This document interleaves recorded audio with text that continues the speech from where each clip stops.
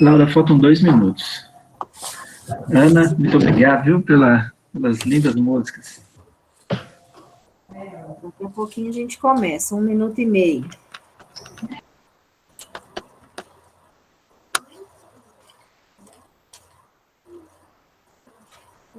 Querido.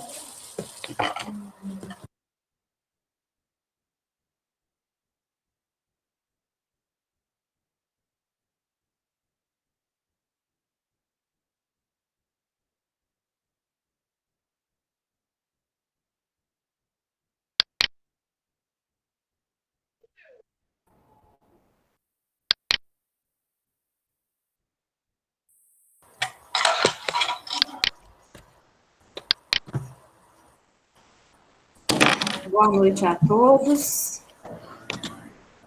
Nós temos aí algumas pessoas entrando.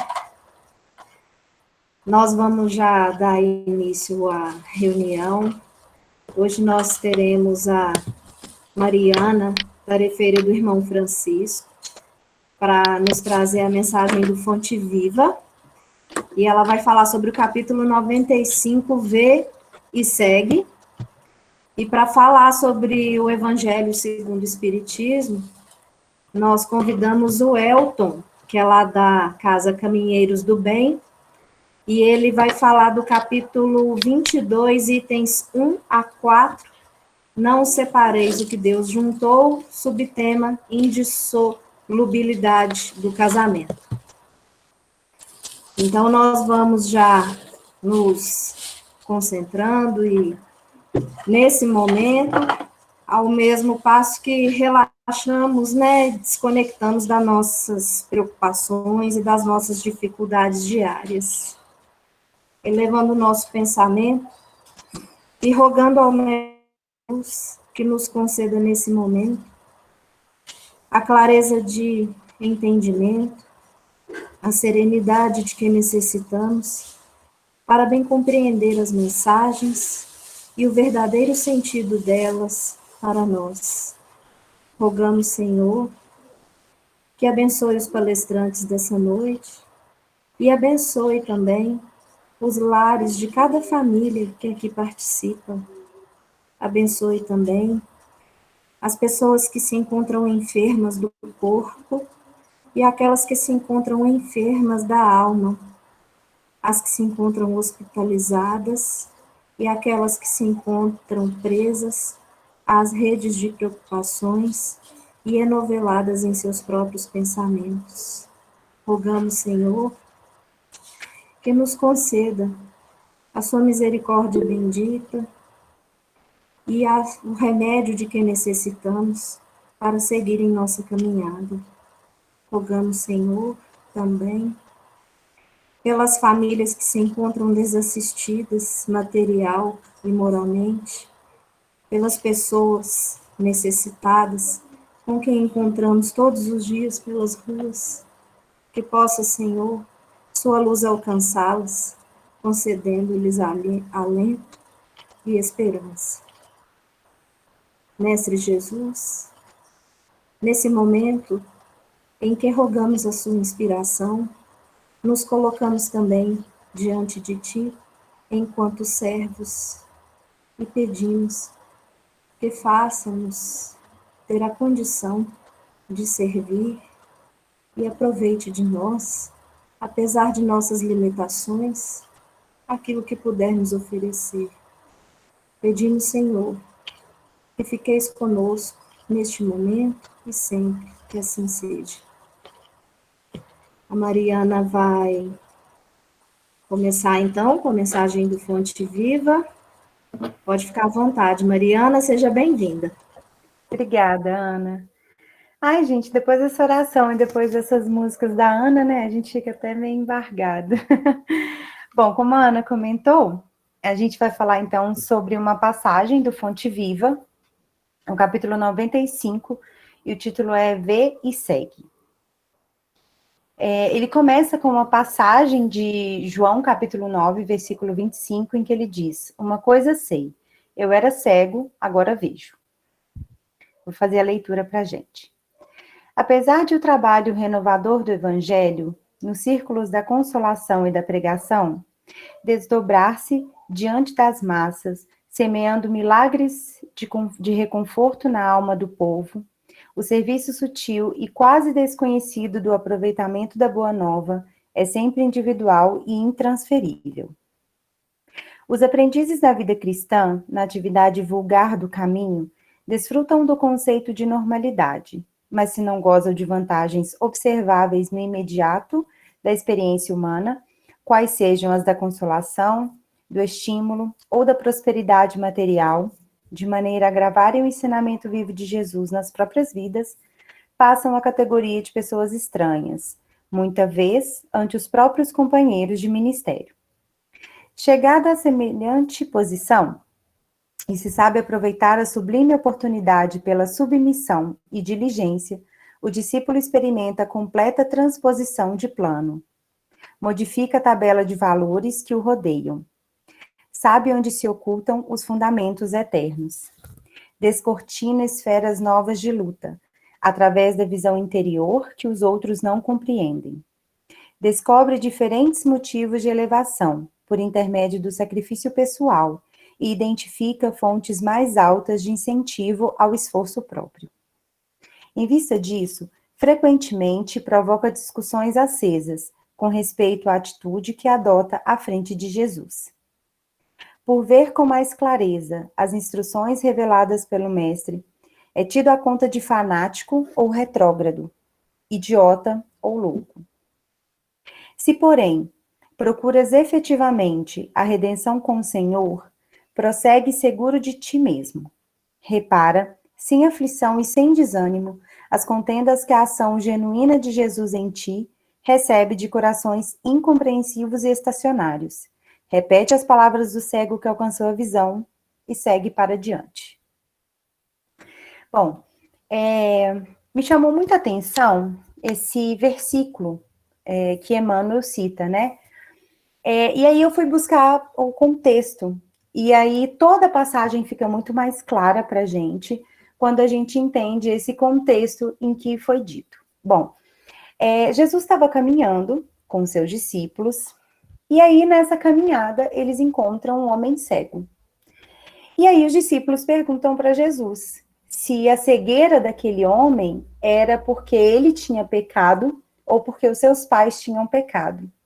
E aí a resposta que Jesus dá é: nem ele, nem seus pais pecaram, mas isso aconteceu para que a obra de Deus se manifestasse na vida dele. Bom, acho que aí a gente tem a primeira lição, de que nenhuma limitação, seja ela física, financeira, emocional, de saúde, enfim, qualquer tipo de limitação, ela não é uma punição. Ela não é dada a nós porque nós cometemos algum erro, nós ou alguém próximo de nós cometeu um erro e a gente passa por uma situação de alguma limitação. Na verdade, são sempre formas que a gente tem de aprendizado, são sempre formas que a gente tem de burilar o nosso espírito, né? Da gente aprender de alguma forma. Então, que a gente não entenda essas ações como, essas situações, desculpa, como punições, né? É bem importante a gente pensar nisso. E aí, a passagem continua, né? Bom, depois, então, que Jesus tem essa conversa com os discípulos, ele faz uma misturinha de terra com a saliva dele, de Jesus, e faz uma misturinha, um barrinho ali, com as mãos, e coloca esse barrinho nos olhos desse homem cego. E aí fala com ele para ele ir até uma fonte, que chama Tanque Siloé, pede ele para ir até esse tanque e lavar os olhos. E quando esse homem lava os olhos, segue as instruções de Jesus, ele passa a enxergar. E aí é muito interessante porque o fato dele ter voltado a enxergar começa a deixar todo mundo muito curioso. Então, ele era um mendigo, né? E aí as pessoas que doavam alguma coisa, né? A esmola, começaram a questionar, mas você não era cego? E aí os vizinhos, mas ele é filho de fulano, eu conheço ele é cego de nascença, como é que ele está enxergando? E aí ele é levado ao templo dos fariseus, e os fariseus também vão questionando ele, né? Mas você não era cego? Como é que você está voltando a enxergar agora? E aí ele vai repetindo a história, né? Infinitas vezes, até que ele é banido pelos fariseus por ter voltado a enxergar. Bom, para nós que somos cristãos e para nós que vivemos, ou pelo menos nos esforçamos, tentamos muito, né? Ser cristãos de fato e carregar de fato o aprendizado e tentar colocar em prática, todos nós já vivemos alguma situação parecida com isso, ou conhecemos alguém que já teve uma situação como essa. Que situação? A situação em que você estava na escuridão do desconhecimento, muito preso às coisas da terra, às coisas mais mundanas, muito preso às questões financeiras, né? O texto mesmo fala sobre isso, né? Da prosperidade material, da fama, né? Estávamos aí em algum momento das nossas vidas, ou das nossas muitas vidas, né? Estivemos, então, cegos.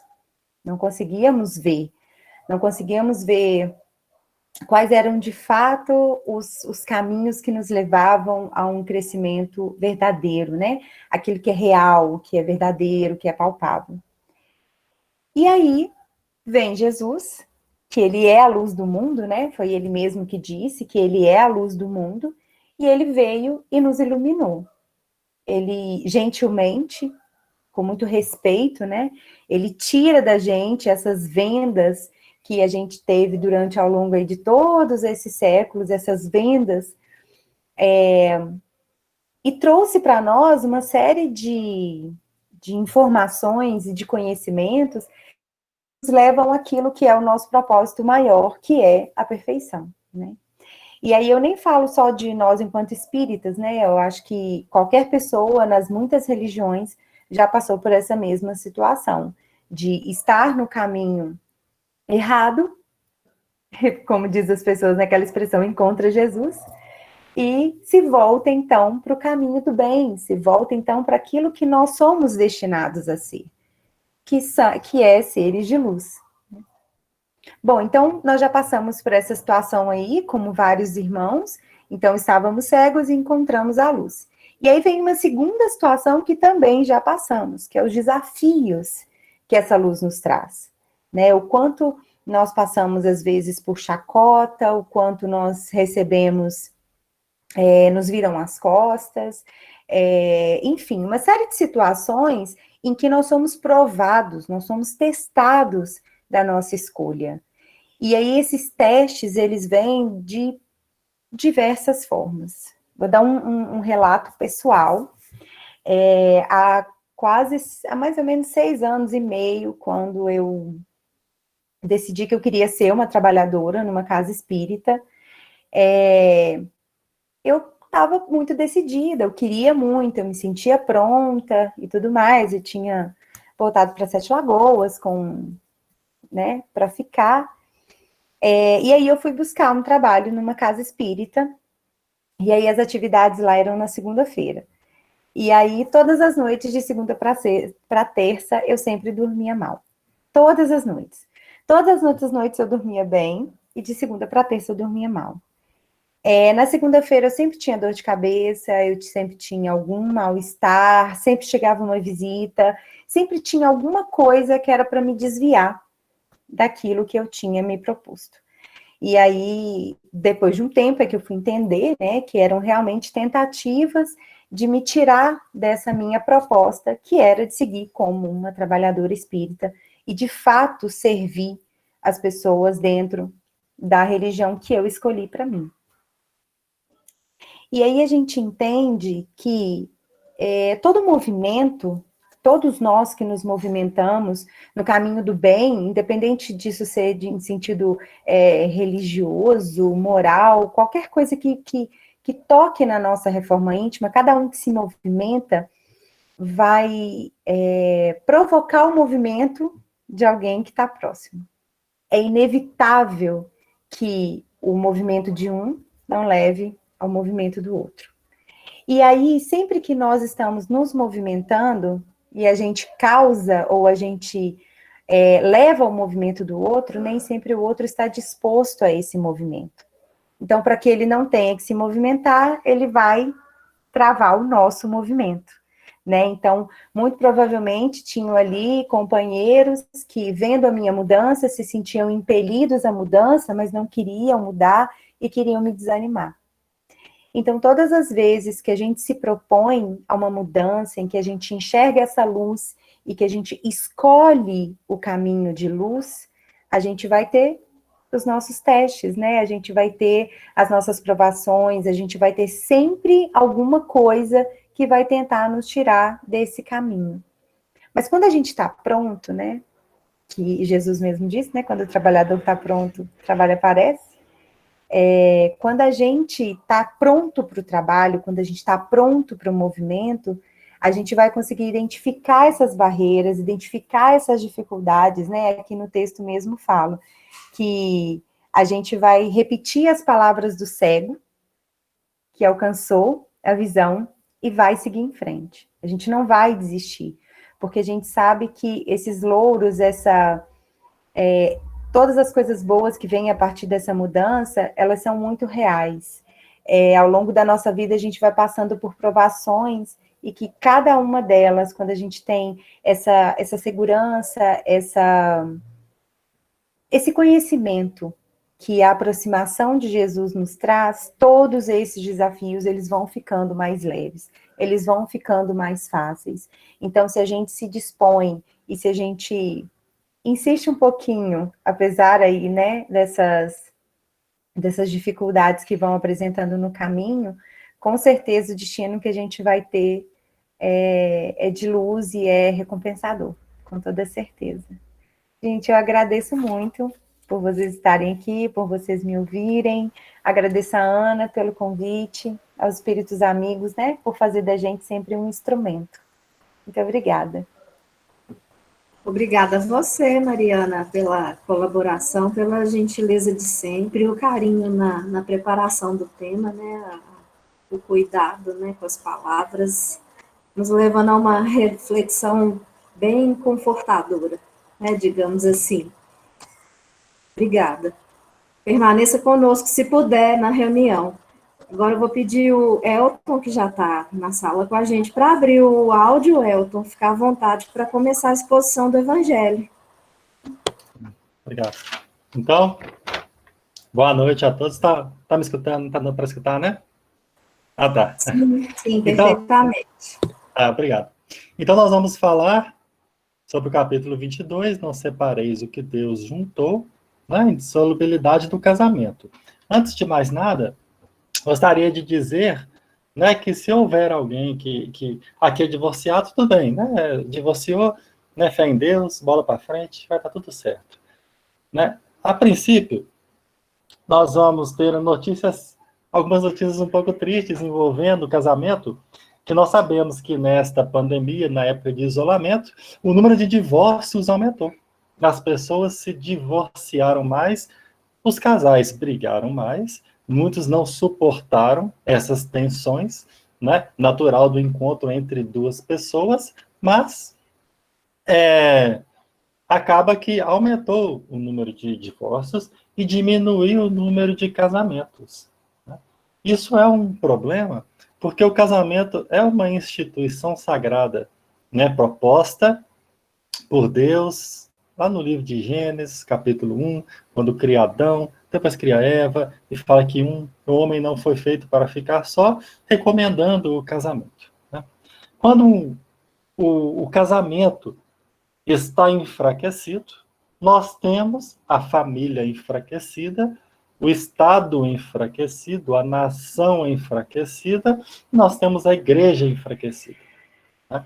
Então, a importância que o marido e a mulher faz, né, que um complementa o outro, dando forças, inclusive, para questões, né, de trabalho, quando um chega muito cansado, chega naquele trabalho exausto, chega com essas preocupações do dia a dia, e o companheiro vai aliviar essas tensões através de uma conversa, de um diálogo, do carinho, né?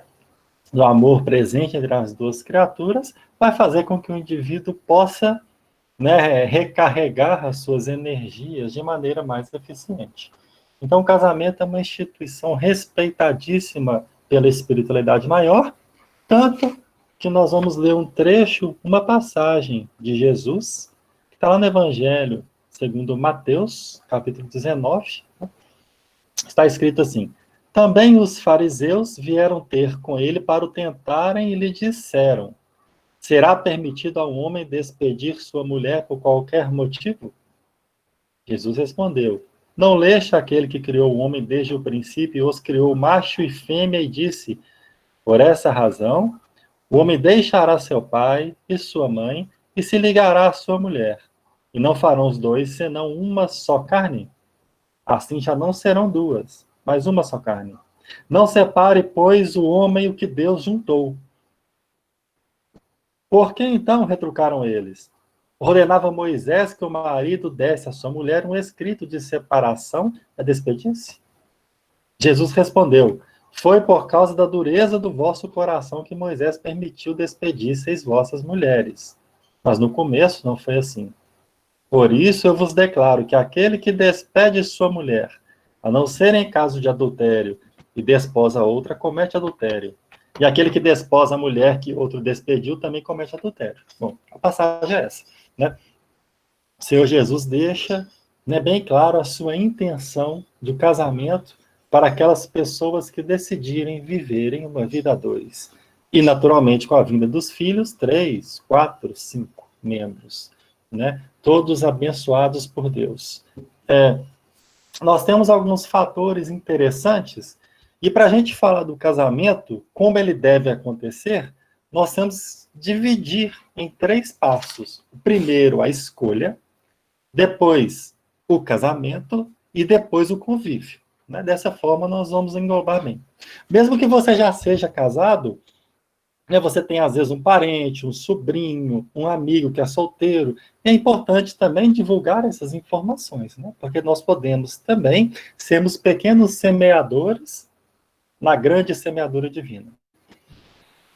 Primeiro, o casamento começa com o namoro, né? Onde 2 indivíduos se apaixonam e convivem, um convívio limitado, né? Não é o convívio de casal, onde o casal de namorado, passa a conhecer quem é a pessoa, né? Saber as intenções, saber o modo de vida, e começa aí, né? Ninguém é obrigado a se casar. E quando você namora e vê que o namoro não está dando certo, é melhor separar, né? Porque o namoro é permitido a separação. Ele serve para isso. Nossa, essa pessoa parecia bacana a princípio, mas eu vejo que mente muito, eu vejo que é muito agressivo, isso, aquilo, e a pessoa separa, tá? Mas se o casal de namorados resolver levar adiante, se noivar e se casar, aí já é outra história. Bom, antes de mais nada, recomenda-se ao casal de namorados, né, não viver a intimidade que vive um casal. É aconselhável, né, que seja um momento de conhecer as tendências, os gostos, etc., e uma vida íntima após o casamento é mais aconselhável por uma série de fatores, né? Fatores de doença, de gravidez indesejada. Então, é preferível, tá? Preferível. Mas, também não vamos falar que ninguém vai para o inferno por esse ou por aquele motivo, mas é preferível. Então, escolher uma pessoa, algo muito importante é que essa pessoa esteja dentro da fé cristã, né? Que seja uma pessoa católica, evangélica, espírita, mas que esteja na fé cristã. É muito importante esse tipo de escolha. Porque o cristão vive uma vida para Jesus. Se você acaba se casando com uma pessoa que não tem religiosidade alguma, qualquer que seja a religião, não vai te entender, não vai te aceitar, né? Vai debochar de você. Quando você tiver filhos com essa pessoa, ela não vai, né, deixar que esse filho manifeste esse lado do bem, porque a pessoa desacredita dessas coisas, né? É interessante que a pessoa tenha uma fé cristã, que a pessoa tenha uma religião, qualquer que seja, e juntos a família cresce com o Senhor, né? Tem uma passagem rapidinha, 2 linhas. A gente vai ler lá do livro de Malaquias, rapidinho. Uma coisa repugnante foi cometida em Israel e em Jerusalém. Judá desonrou o santuário que o Senhor ama. Homens casaram-se com mulheres que adoram deuses estrangeiros. Então, entre os judeus, eles se casam com os judeus, se casam com pessoas que professam a crença no Deus único. E, quando eles se juntaram com assírios, com outros povos egípcios, etc., eram povos que acreditavam em vários deuses. Então, não é aconselhável. Paulo de Tarso, inclusive, aconselha o casamento entre pessoas cristãs. Tá? Mas se você se casou com uma pessoa que não é cristã também, já casou, leva a vida em diante. Mas se você ainda está no namoro, está solteiro e está querendo arrumar alguém, é interessante esse aspecto. Né? E é importante ver não só a religião, mas a religiosidade. Tá? A pessoa não vai ser perfeita, mas a pessoa tem que gostar do evangelho, de Jesus, de fazer um culto. A pessoa tem que gostar disso. Não precisa ser missionária, nem perfeita, mas tem que ter essa afinidade. Com relação ao casamento, muita gente fica com dúvida. Mas a doutrina espírita não tem a cerimônia do casamento? Igual nós vemos nas igrejas católicas evangélicas, quando a mulher entra de branco, de véu e grinalda, com um buquê nas mãos, depois ela joga o buquê para trás, na festa. No espiritismo não tem isso.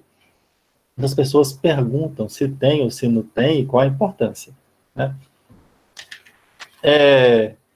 Primeiro, antes de ler, se você se casou na igreja, tudo bem. O espírita, ele aceita tanto a cerimônia do casamento, quanto o batismo, que também não é necessário no espiritismo, mas se você tem um filho e a pessoa resolve batizar, tudo bem. Não vai fazer mal algum. Se você se casou na igreja católica, na igreja, não vai fazer mal nenhum. No entanto, se você se casar com uma pessoa espírita e não ter essa cerimônia, não é problema também. No livro Consolador, questão 299, quando Chico Xavier pergunta sobre essa questão da cerimônia religiosa, Emmanuel diz: os cultos religiosos, em sua feição dogmática, são igualmente transitórios, como todas as fórmulas do convencionalismo humano. Ou seja, é algo humano, é algo passageiro, é algo terreno. Então, acontecendo ou não, o mais importante que ele comenta, que o espiritista sincero e cristão, assumindo os seus compromissos conjugais perante a lei dos homens, busque honrar a sua promessa e a sua decisão, santificando o casamento com o rigoroso desempenho de todos os deveres evangélicos, ante os preceitos terrestres e ante a imutável lei divina, que vibra em sua consciência cristianizada. Ou seja, mais importante do casamento é essa união, é essa harmonia, que muitas das vezes falta. Então, não é uma cerimônia em si que vai decidir isso, mas a vida, o dia a dia. No entanto, o casamento tem sofrido terrível ataque das trevas. Os malfeitores espirituais querem destruir o seu casamento, querem destruir a sua família. Porque um indivíduo sem família é um indivíduo que se perde com mais facilidade. Se perde no mundo do crime, se perde no mundo das drogas e dos demais vícios. Então, eles querem anular a família. Eles utilizam de elementos diversos. E hoje, nós somos bombardeados com mensagens que vão contra o ensinamento de Jesus. Por exemplo, se você ligar a televisão, você vai ver uma mensagem que vai contra o casamento. Certa feita, eu estava passando na sala, a televisão estava ligada, estava passando um programa de novela, e foi interessante, porque a mulher era casada com o marido era um homem sem beleza física alguma e muito agressivo. Ele xingava a mulher todos os dias e a agredia. Essa mulher saía de casa e se encontrava com o amante. O amante era um galã de novela, charmoso, gente boa. E na hora que você assistia a cena, você torcia para a mulher largar o casamento e se casar com o amante. Porque o amante era o galã da novela. Ou seja, ela incentivou contra o casamento. Sem querer, você estava contra a instituição do casamento. Na onda da televisão. E acontece o tempo inteiro. Piadas, gracinhas, né? Agora acabou, você casou, acabou sua vida. Então a gente escuta essas mensagens que vêm das trevas, não vêm de Jesus. Não é sempre que você escutar isso, no caso não, você é bobo, não vem de Deus, procede do maligno. Outra questão que vai contra o casamento são as músicas. Basta ligar as músicas, principalmente do gênero sertanejo, entre outras, que eles vão incentivar o romance entre amantes, por ser mais prazeroso. E vão desestimular o romance entre marido e mulher. Então, as músicas, nesse ponto, também pecam demais em querer anular o casamento. Tá? E só lembrando aqui que as mentes que estão por trás disso terão que prestar contas ao Senhor. Né? Porque o casamento, ele é uma vontade de Deus para nossas vidas. Tá? Não sei em planetas divinos, se as pessoas se casam, se têm filhos, mas num planeta de provas e expiações, que é o caso da Terra, ele é necessário e ele é bem visto. Tá? Ele é bem visto.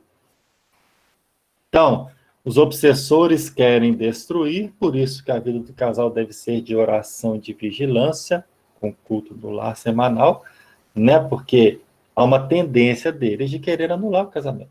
Tá? E as tentações são muitas. Há o pecado por adultério e tudo mais.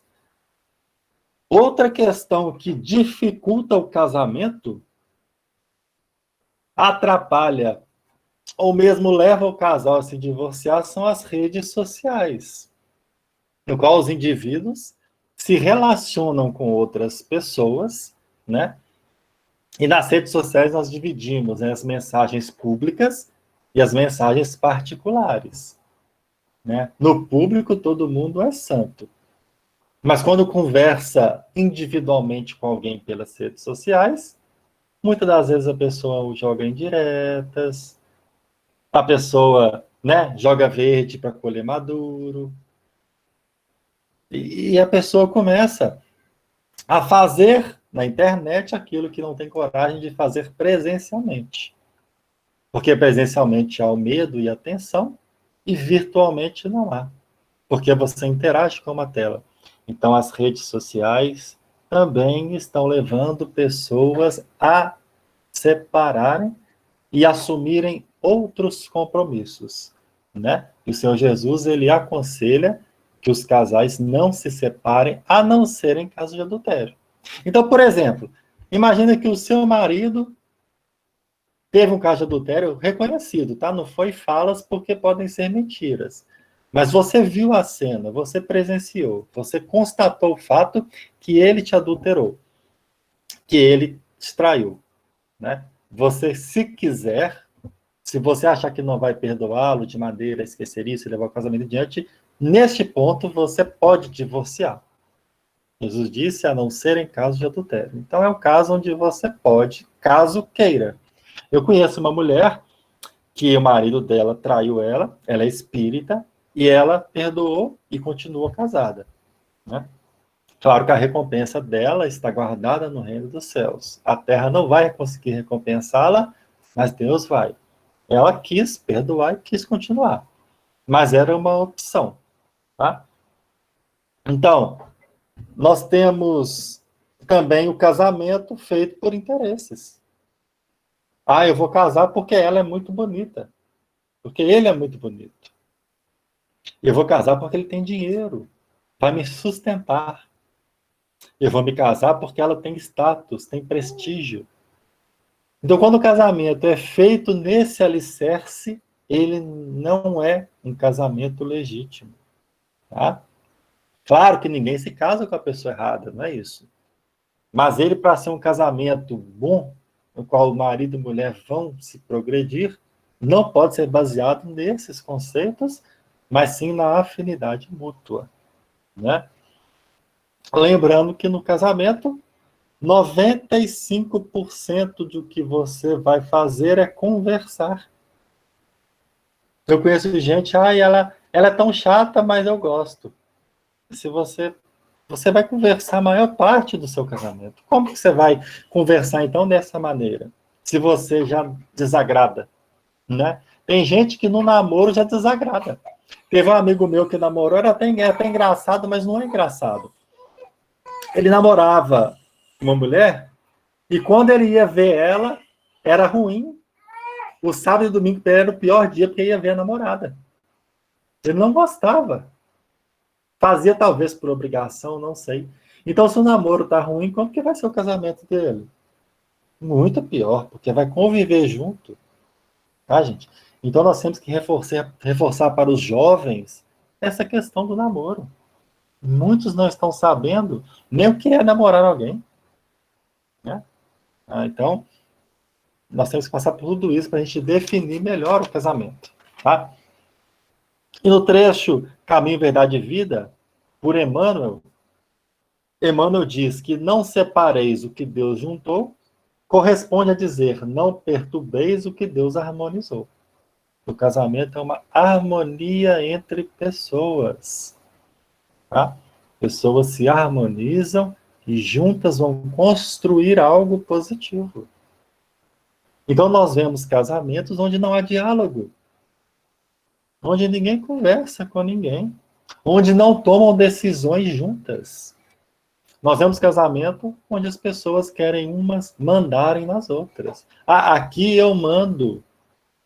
Aqui eu dou a última palavra. A ordem final é minha. E não tomam uma decisão juntos. E vai dar briga. Porque tem que se chegar a um consenso. Não dá para o casamento ser algo de mando e desmando. Não dá para um prevalecer sobre o outro. Ambos têm responsabilidades e compromissos. Né?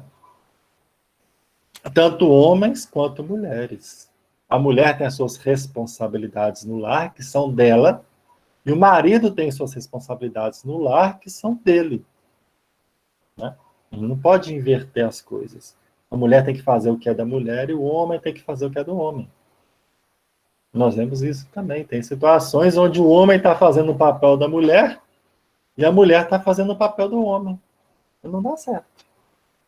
Imagine, por exemplo, na criação de um filho. Uma coisa é o filho receber a instrução de uma mãe e outra coisa é receber a instrução do pai. São instruções diferentes. Ambas podem ser dotadas de amor, mas são formas diferentes de dizer. O pai tem um jeito de dizer e a mãe tem outro jeito. A mulher é muito sentimental, né? Vai para o lado do sentimentalismo, que é muito importante, até mais que o racionalismo, e o homem parte mais para a racionalidade. Então, tem que haver isso. Né? Mas se você se casa e você divorcia, a não ser em caso de adultério que Jesus permite, se você separa, e você imagina, você tem filhos, aí o filho um dia vai ver a mãe, outro dia vai ter o pai, e por vezes dá briga. Por vezes tem que ir no juiz para decidir a fim de semana é do pai, outro fim de semana é da mãe. E às vezes isso prejudica o desenvolvimento da criança. Ambos devem estar presentes.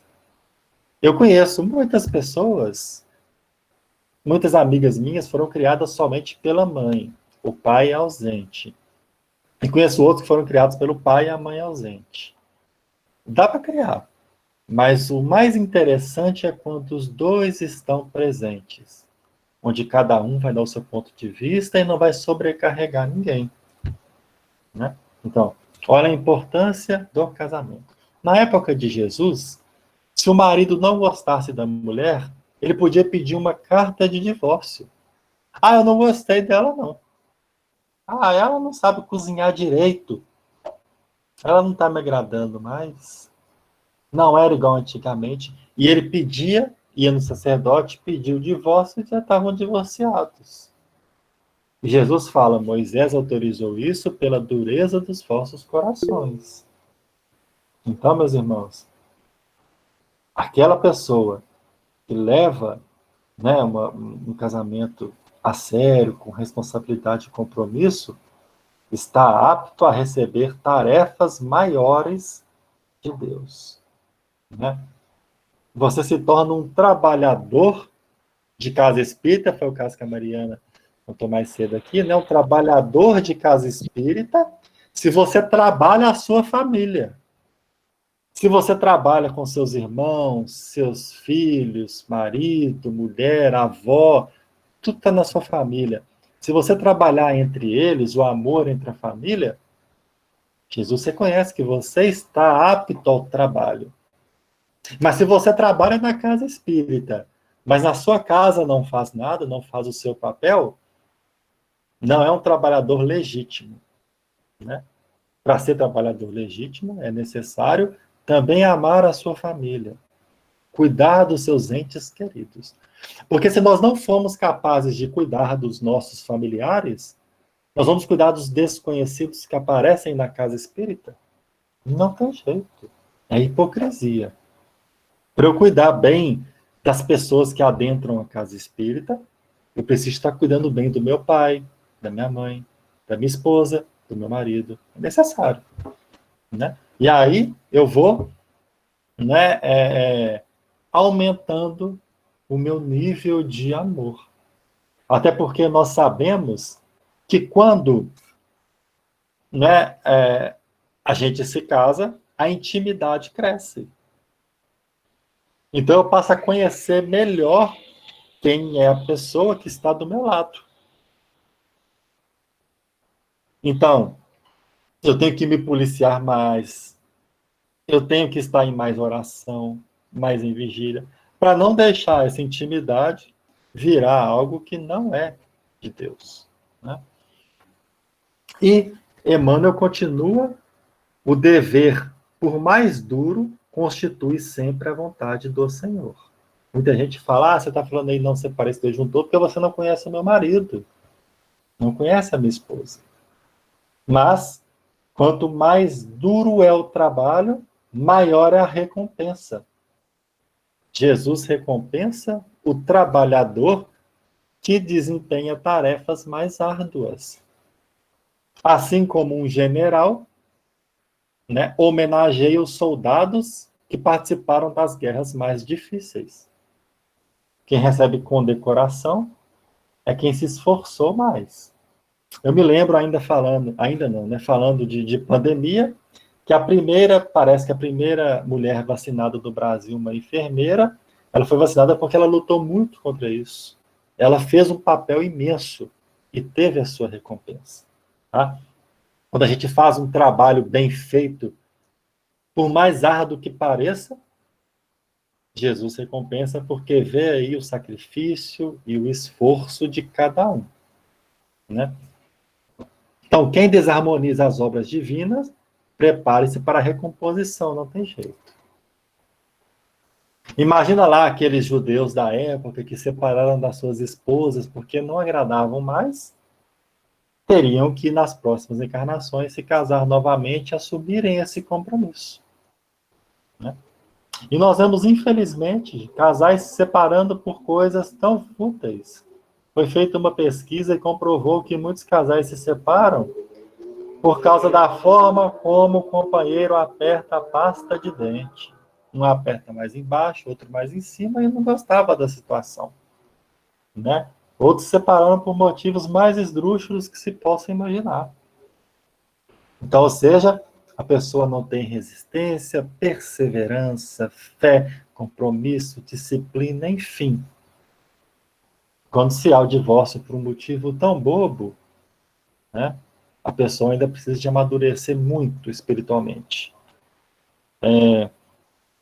O nosso tempo está acabando, e para a gente já ir passando para o encerramento, falta 2 minutinhos, vou acabar de ler esse trecho do livro Caminho, Verdade e Vida, de Emmanuel, que diz o seguinte: Quem lesa o pai, algema o próprio eu, aos resultados de sua ação infeliz e, por vezes, gasta séculos desatando grilhões.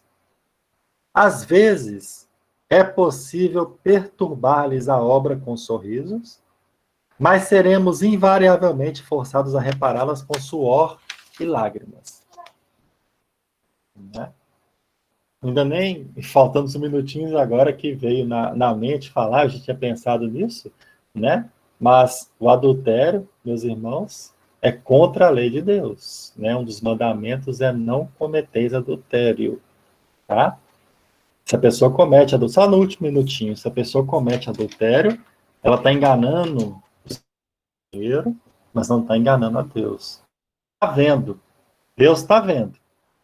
Você pode enganar a pessoa, disfarçar, ninguém vai ficar sabendo, mas Deus vai ficar sabendo. Então não faça isso, não faça besteira. Se você escolheu ser casado, ninguém te obrigou a casar. Na vida de solteiro, você podia ainda ter uma liberdade maior um pouco, mas vida de casado não pode. É contra as leis de Deus. E Jesus proíbe, da mesma forma que os 10 mandamentos também proíbem o adultério. Tá? Então, que a gente possa, então, né, nesse último minutinho, agradecer a Deus e ao Senhor Jesus por ter nos dado um lar, nos dado a oportunidade de encarnação. Né? Que a gente possa aproveitar melhor a nossa família, o convívio entre os seres humanos e que o Senhor esteja conosco. Que assim seja, Elton, obrigada. É um tema bem desafiador, não é, Elton? Porque hoje nós temos várias configurações de família presentes, né?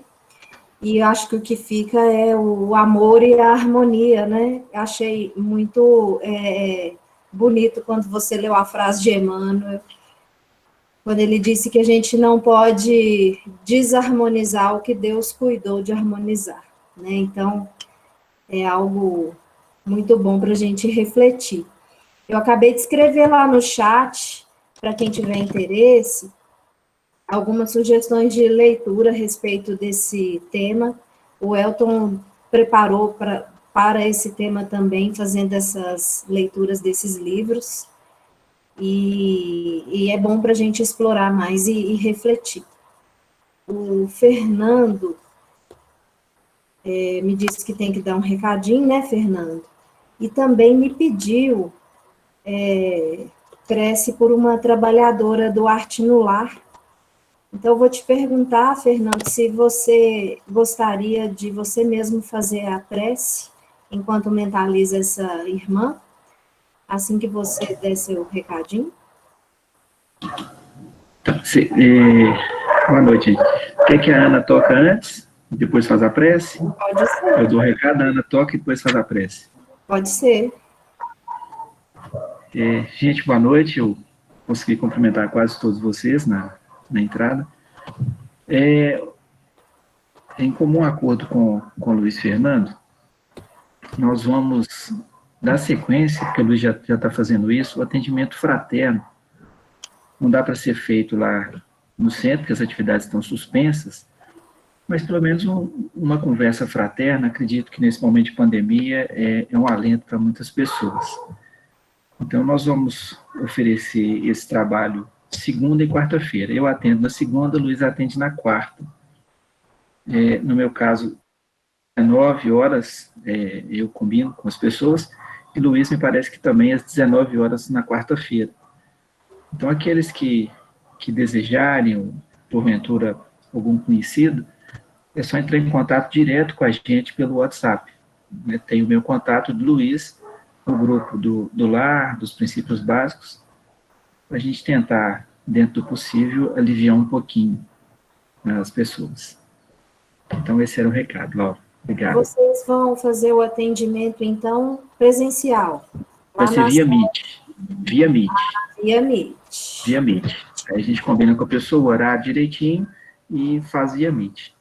Ok. Vai ser uma conversa mesmo, porque o atendimento que é feito no centro com tratamento, com passe, isso, infelizmente, ainda não pode acontecer.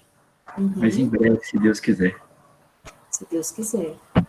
Ana Elisa, pode dar com a sua música, por favor? Só esclarecendo, só um minutinho. Socorro está perguntando do estudo da quarta, é por isso que eu vou fazer na segunda, porque aí eu posso, junto com a Marília, retomar os estudos de quarta-feira, que a gente tinha combinado que seria agora em janeiro, o mês já está caminhando para o final, mas nós vamos apresentar a proposta e o Luiz está atendendo às quartas. Aí dá para conciliar todas as coisas.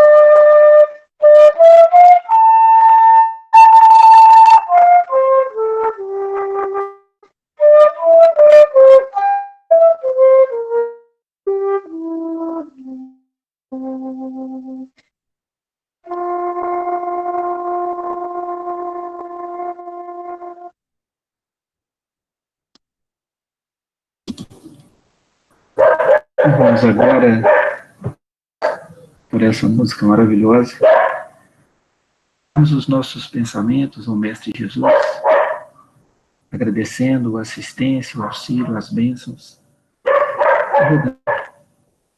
Jesus, benfeitor maior de nossas vidas, novamente unidos sob a luz do vosso Evangelho, pedimos luz e assistência para os nossos irmãos que se encontram em provas, por aqueles que estão desencarnando pela Covid ou por outros motivos.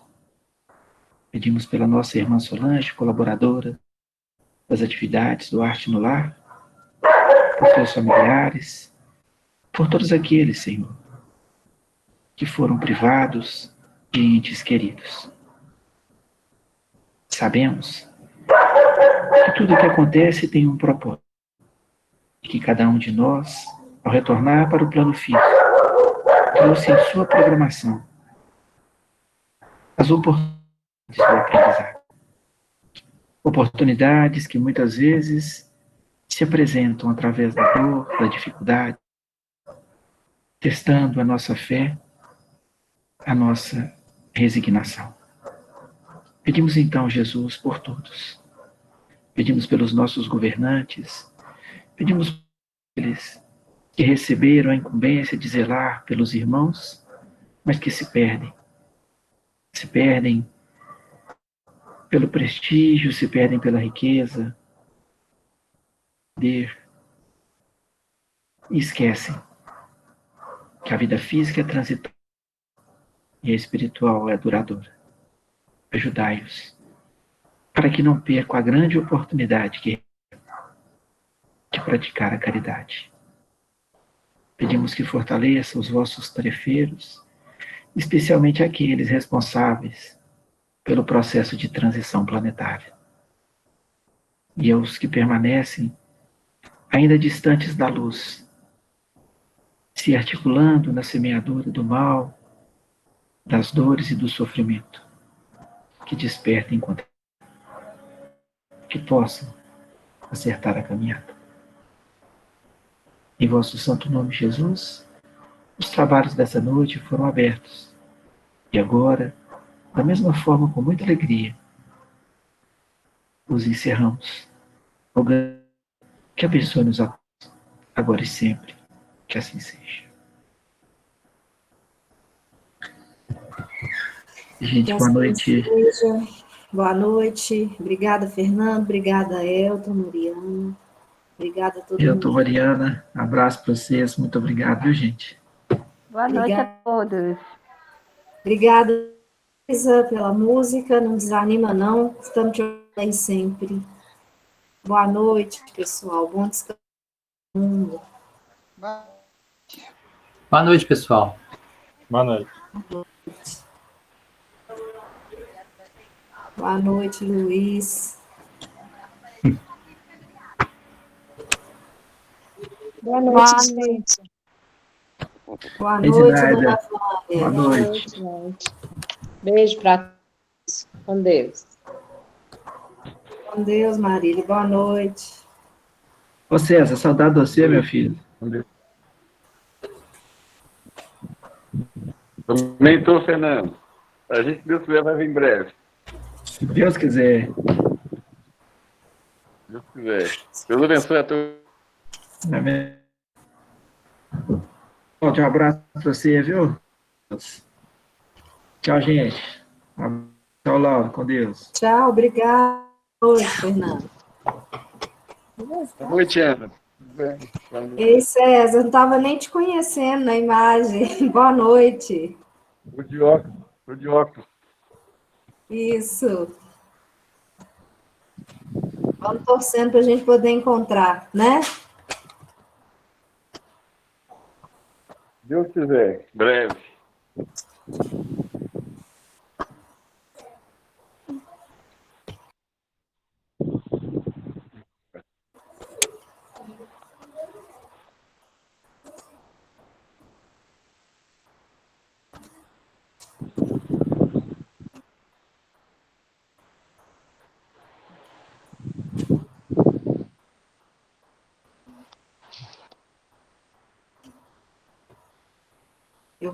Eu vou sair, pessoal. Quem não souber sair da reunião, é só clicar no ganchinho vermelho que está no meio.